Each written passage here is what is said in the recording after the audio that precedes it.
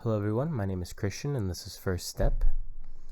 Now the problem that I have identified within the sport of hockey is that officials are putting their hearing at risk from blowing their whistles at high volumes over the course of many games. Now I'm an official myself, and with other officials that I worked with, have found that after working multiple games back to back, there's sort of a ringing that continues in our ears and continues for the rest of the night.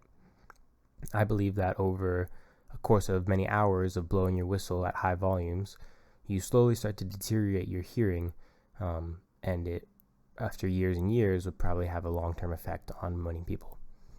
Now, although the rulebook doesn't specifically say that referees can't wear any sort of ear protection, most of the referees that I work with have told me that they wouldn't wear any sort of ear protection, mostly for communication reasons.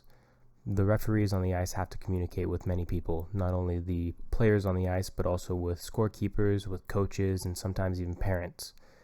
If referees were to be wearing earplugs and couldn't quite hear people talking to them or trying to get their attention from far away, it would begin to cause problems and issues in the referee's ability to work and be able to properly officiate the game.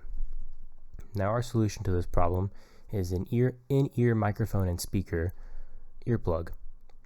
Now, this earplug would have the same functionality. It would work as an earplug to block out loud noises, but the microphone would allow it to pick up on small noises, such as voices, people trying to get your attention from afar. When you're having communication with a player or a team or a coach, the microphone will be able to pick up their voice and feed it into your speaker, much like an Apple AirPod would.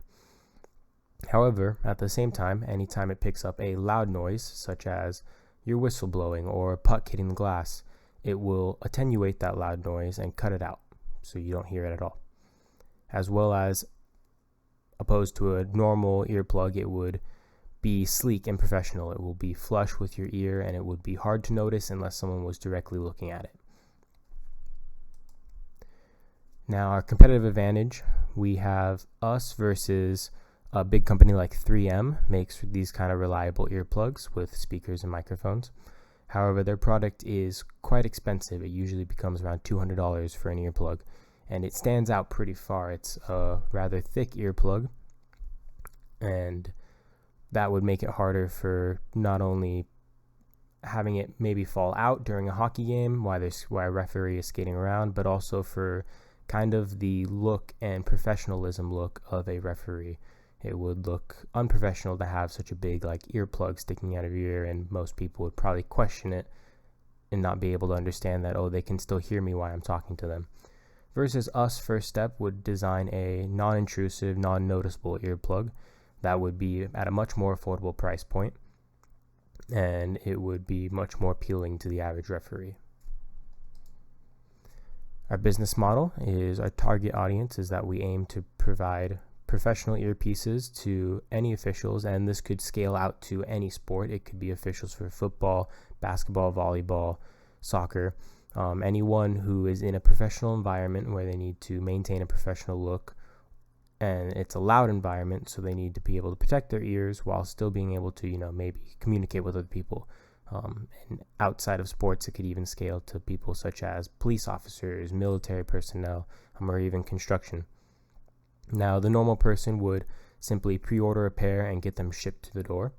However, there is also a premium option for people who have trouble with earpieces staying in their ear. I'm one of those. Every earplug I ever put in tends to fall out, or every headphone I ever put in tends to fall out. And with those kind of people, we can custom make an earpiece, much like you would custom make a mouth guard, at an additional cost, of course. Our sales model would be you would order online. You would receive the ear molding in the mail if you went with that option, and you'd be able to send it back with a prepaid package, and then you would receive your personalized headphones. Now, our development timeline, our phase 1 would be finalizing the design of this product. Phase 2 would be locating a supplier who could create the product for us. Our phase 3 would be beginning the initial advertising to get traction and awareness of our product. Phase 4 would gain a pre-order list to be able to know how many of our products we need to make in our first batch. And phase 5 would be sending out the initial orders, and then phase 6 would be making adjustments as needed based on customer review or customer satisfaction. Now, a little bit about our team. It's just me. I'm a new official and an engineer, and I hope to find better ways to safely help people continue what they love to do efficiently and effectively. Thank you.